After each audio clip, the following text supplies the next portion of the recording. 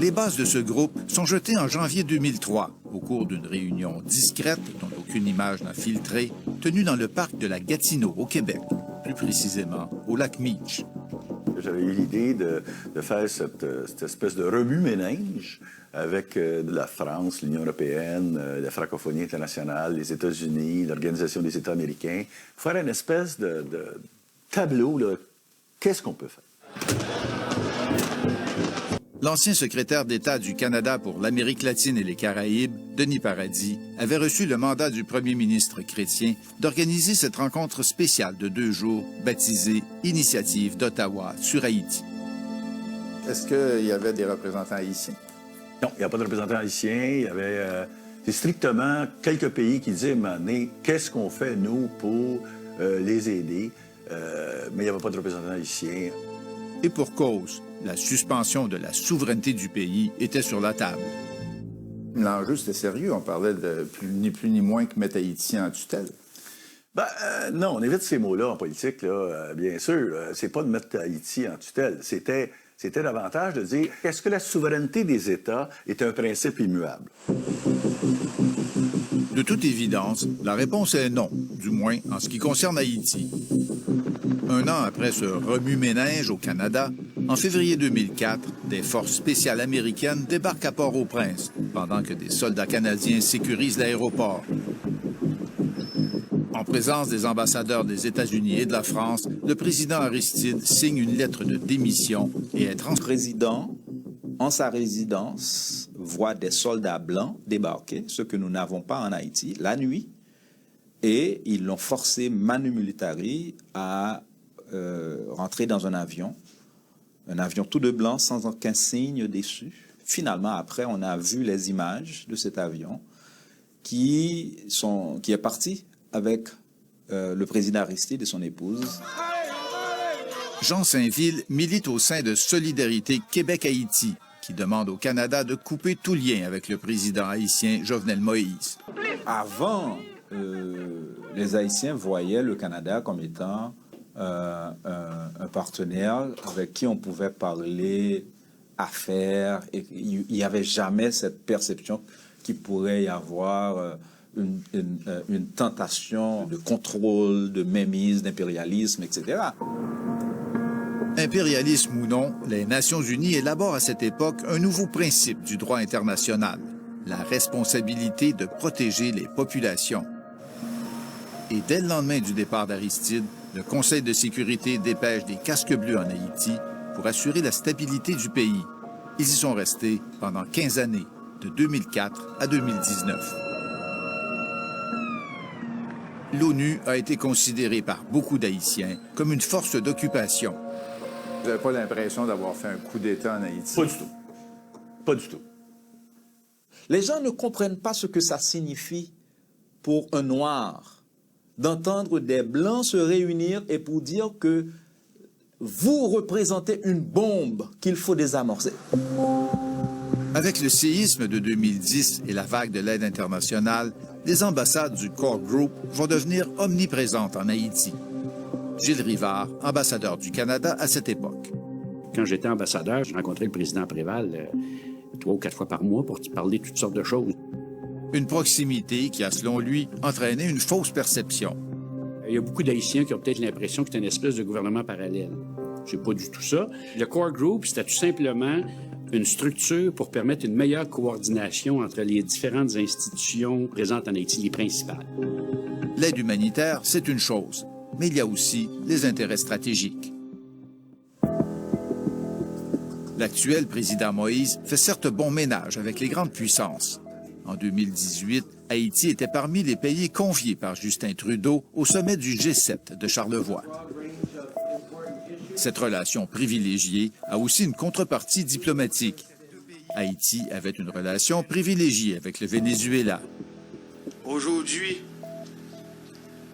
je suis avec mon frère, le président Maduro.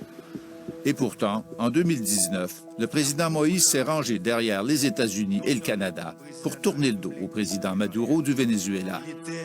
Gros scandale dans le Parlement haïtien avec le président américain Donald Trump qui a donné En Haïti, se faire élire, c'est un moyen de s'enrichir.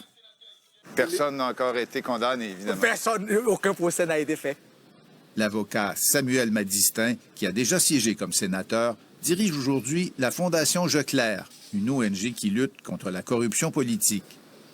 Vous pouvez avoir quelqu'un qui habite chez vous, à côté de chez vous, qui ne peut pas acheter une bicyclette, mais qui est populaire, qui est aimé de sa communauté, qui est élu député.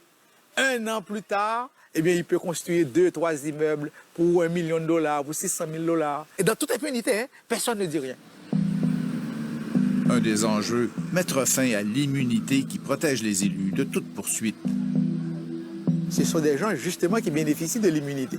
Soit de l'immunité parlementaire, soit de l'immunité comme président de la République, ou bien comme ministre, ou bien comme directeur général. Et nous avons demandé à ce que les immunités tombent devant la lutte contre la corruption.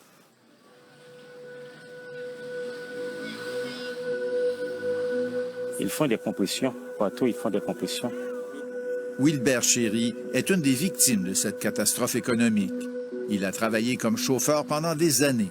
Depuis 7 ans, il est au chômage, comme la moitié des Haïtiens.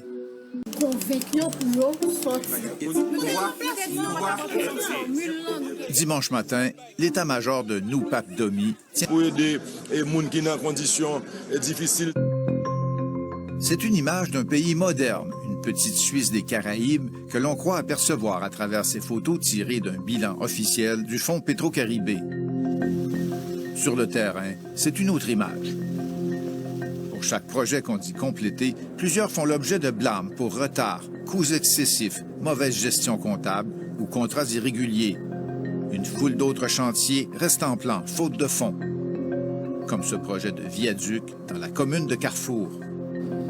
Le contrat d'exécution de quelques 18 millions de dollars canadiens a été signé en décembre 2012. Les travaux devaient durer 18 mois. Ils ont été arrêtés plus de 5 ans plus tard.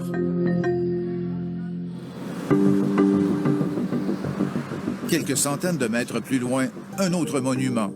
C'est le marché de Fontamara, dans le quartier de Martissan. Des travaux de 8 millions de dollars, aussi abandonnés. Au total, des centaines de millions de dollars évaporés, dont on a perdu toute trace.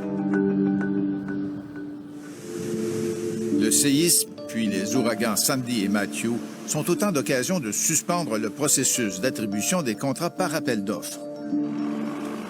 Ils seront donnés de gré à gré au nom de l'état d'urgence.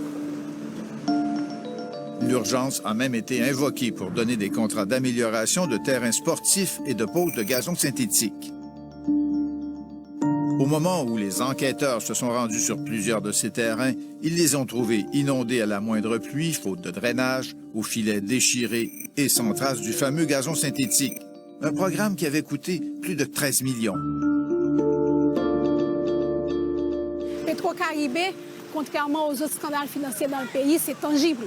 Ça se voit. Ces rapports-là sont des rapports techniques faits par des vérificateurs, des auditeurs de la Cour.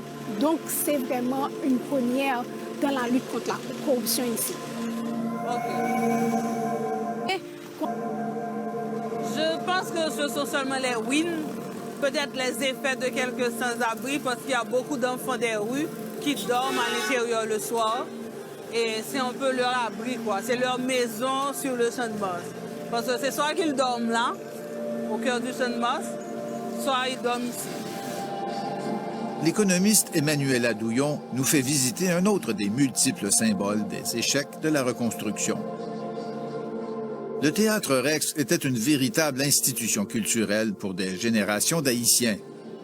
On devait le reconstruire, on se contentera de peindre sa façade au coût invraisemblable de 300 000 $. J'aime bien ce symbole-là en particulier. Pourquoi? Parce qu'il y a eu beaucoup d'efforts pour faire semblant, pour montrer qu'on est en train de faire des choses. Là, on peint une façade, de semer la poudre aux yeux, de montrer qu'on est en train de changer les choses, c'était vraiment fréquent. Il y a plusieurs militants qui déjà... On demande des comptes. Nous, on demande ce qui s'est passé et on demande justement que ce qui doit être sanctionné soit sanctionné, ce qui doit être clarifié soit clarifié et que nous, on puisse repartir sur de nouvelles bases. C'est non négociable. Quoi qu'il en soit, dans ce pays où le chaos est une condition quotidienne, la frontière entre la normalité et l'explosion sociale est bien mince. Insurrection, mais aussi banditisme et guerre de gang.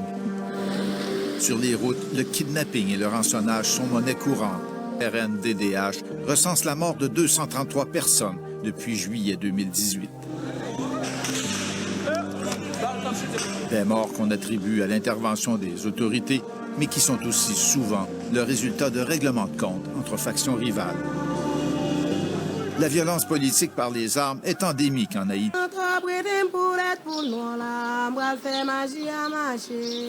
Il y en a parmi nous qui n'ont pas envie de faire la politique. Il y en a parmi nous qui disent c'est le moment, il faut y aller. Mais c'est très compliqué déjà dans mon groupe de faire ce regard sur la politique. Et ça me fait très peur parce qu'il faut investir l'espace politique. Il faut venir avec cette nouvelle manière de faire de la politique. Quelque chose qui soit clean. Je sais que la politique n'est clean nulle part.